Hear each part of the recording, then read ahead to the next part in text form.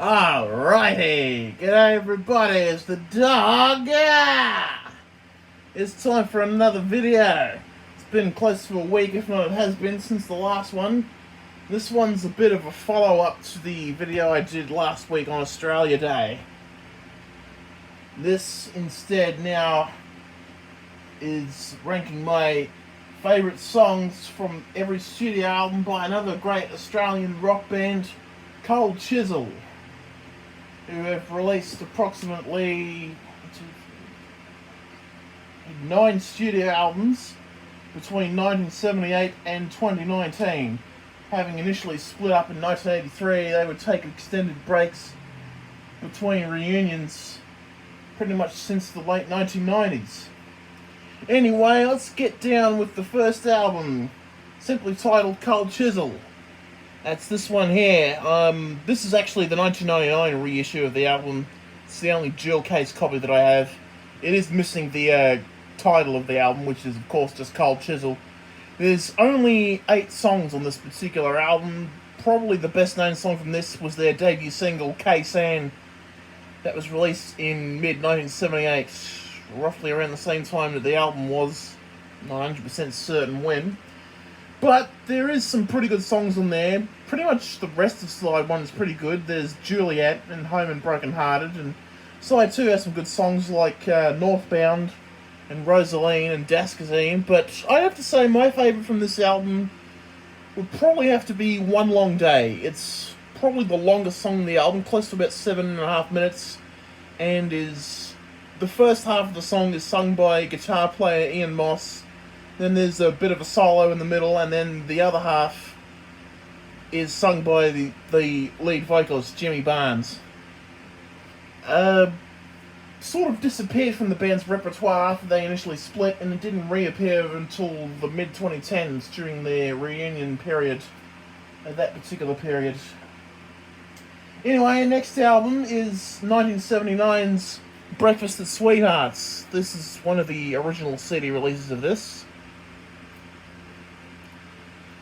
And the production wasn't that very good on this album. They were supposed to record it at Albert Studio 1, but for some reason they ended up being moved to Studio 3, which is brand new and just didn't have the sound that Studio 1, where AC/DC and The Angels and Rose Tattoo had recorded all their great albums, had, and production wasn't that good on this one. There are some highlights. The title track is one of the best songs on this album, and there were other singles such as Goodbye and Ship and Steel, which is probably, in my opinion, one of the best. But there are some underrated gems on this one, like Conversations and Merry-Go-Round and The Door, which I think is a pretty good one that should have stayed in the live sets for a long time. But I'm going to go with I'm Gonna Roll Ya. That's probably my favourite from this album. Nice and fast. Definitely got some rather raunchy and inappropriate lyrics at times, but it's probably one of their earliest songs from long before they started recording, and it's definitely up there for one of my favourites of all time of theirs. Then we move on to perhaps their most well-known album, East, from 1980. Pretty much every Cold Chisel fan knows this album because it contained pretty much all of their biggest hits at the time, such as Cheap Wine, Choir Girl, My Baby, which was written by bass player Phil Small for his wife at the time, and there are a few other underrated tracks like Standing on the Outside, which has been a regular ever since they wrote it and recorded it. Probably, it's usually used as the set opener since their reunion tours in the 2010s. And there are a few others, like My Turn to Cry and Ita, which is about Australian journalist Ita Buttrose. But my favourite from this one would have to be Star Hotel, which was written and inspired by a riot that took place in September 1979 when the Star Hotel in Newcastle was closed down due to the fact that they couldn't afford to keep it open. There was a number of repairs and stuff that needed doing and upgrades, and there was an almighty riot the night it closed down, and it pretty much inspired the majority of the song. Now we move on to perhaps my favourite album of theirs. This is from 1982, Circus Animals. And it's rather dreary looking front cover, which is just the caravan and the band standing in front of it. Or in Jimmy Barnes' case, I think he's actually standing in the doorway. Having toured the United States in 1981, basically, it was pure misery. They were booed off stage during one gig, and Jimmy Barnes was just sick to death of being in America. And we've heard the story a million times that one of the PR men for the record label at the time had to blow out going to one gig to go to a DJ's dog's birthday party. I'm sure that's probably one of the biggest and lamest excuses just to miss a particular gig. Again, there's some classics on this one, like Bow River, written by Ian Moss, and of course When the War Is Over, which is probably one of their most well-known songs as it's been covered by quite a number of artists, written by the band's late drummer Steve Presswich. And there are some other good underrated cuts like Taipan and Wild Colonial Boy and Letter to Alan, but my favourite from this definitely has to be the opener. You Got Nothing I Want was written by a very angry Jimmy Barnes on his way back from America, pretty much to tell the entire, not only the country off, but Marty Schwartz in particular. And it's pretty much my favourite song of theirs of all time. Sometimes you can really feel just how angry Jimmy was, and it's been a regular in the set lists ever since. Up next is the 1983-1984 album 20th Century. This was their last initial album before their original breakup.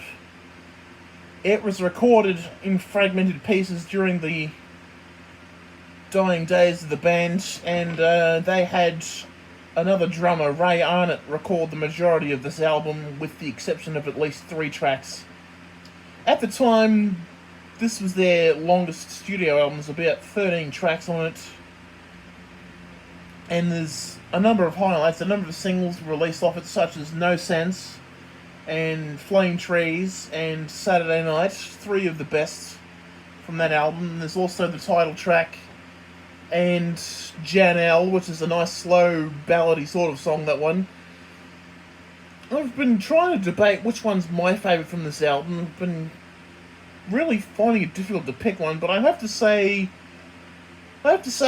probably Hold Me Tight, which was the B-side of No Sense, and is the second shortest song on this album, just about a little over a minute and a half long. Probably the second fastest song they did. The fastest they did was also on this album, called Ghost Town, but that one isn't as good.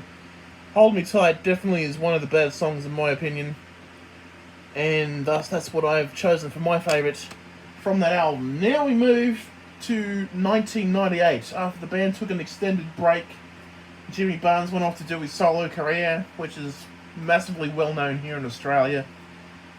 And eventually in 1997 they regrouped for the first time, did a few shows here and there, and in 1998 they recorded the majority of what became their next album, The Last Wave of Summer. Production was again different, and I don't know, they attempted to try and capture their live sound on the album for this one, and there are some good songs on this album. This here is the original 14-song version of the album. I do have the 20-song version as well, which has 6 songs that were not present on the original release. There's definitely some good ones on here, like The Things I Love in You, Baby's on Fire, Mr. Crown Prosecutor, and the title track is also a good one. And my favourite has to be probably again written by Steve Presswich, Water into Wine. It's probably the only acoustic song the band ever did.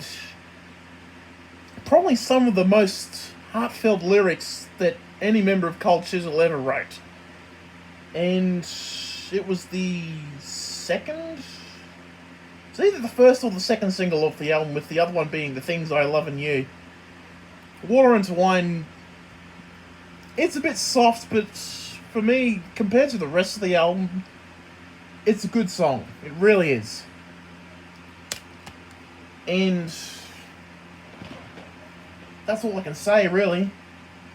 Anyway, the band would once again make sporadic reunions throughout the 2000s, and eventually in 2009 they decided to get it together again and do some more shows, and in 2011 they finally released a new album.